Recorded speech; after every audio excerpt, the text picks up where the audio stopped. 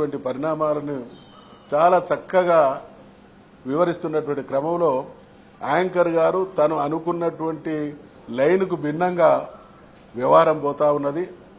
ఏదో రకంగా బీఆర్ఎస్ పార్టీని ఇరుకున పెట్టాలనేటువంటి తన మానసిక స్థితికి భిన్నమైనటువంటి వాస్తవాలు రవీందర్ రావు గారు చెప్తున్నారు. కాబట్టి ఆయనను డిస్టర్బ్ చేయాలనేటువంటి ఆలోచనతోని వారు ఒక సందర్భంలో అన్నటువంటి మాటను ఉపసంహరించుకోవాలి అనంటే నేను మాట్లాడింది తప్పు కాదు, నేను అన్న మాటకు కట్టుబడి ఉన్నా అనేటువంటి విషయాన్ని పదే పదే చెప్పినప్పటికీ చాలా ఎమోషనల్గా ఒక ఎమ్మెల్యే స్థాయి గౌరవ సభ్యుడి పట్ల వ్యవహరించాల్సినటువంటి తీరు కంటే భిన్నంగా బిగ్గరగా అరుస్తూ గెట్అవుట్ ఫ్రమ్ మై డిబేట్ అనేటువంటి విషయాన్ని 1-4 సార్లు చెప్పి అవమానించడం జరిగింది. కాబట్టి పిలిచింది ఛానల్ వాళ్ళే అంటే ఈ పిలవడం వెనుక ఆంతర్యం దుర్మార్గపు ఒక ప్లాన్డ్ స్ట్రాటజీతో ఇరికించాలే, బీఆర్ఎస్ పార్టీని మాలిన్యపరచాలనేటువంటి ఆలోచనతో జరిగింది. కాబట్టి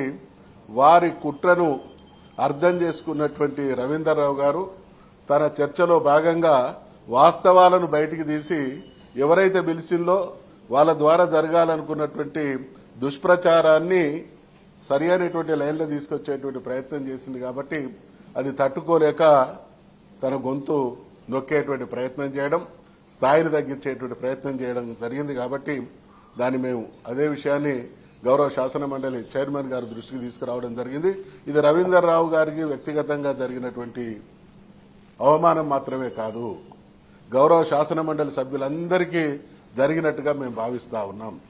ఒక సభ్యుడిని అగౌరవపరచడం అనంటే సభలో ఉన్నటువంటి అందరినీ అగౌరవపరచడమే. కాబట్టి శాసన మండలి సభ్యుల గౌరవ మర్యాదలకు, పరువు ప్రతిష్టలకు భంగం కలిగినప్పుడు దాన్ని రక్షించేటువంటి బాధ్యత కానీ, దాన్ని రక్షించగలిగినటువంటి శక్తి కానీ ఉన్నటువంటి వ్యక్తి మా పరిషత్ చైర్మన్ గారు. కాబట్టి వారి దృష్టికి వాస్తవాలను తీసుకురావడం జరిగింది.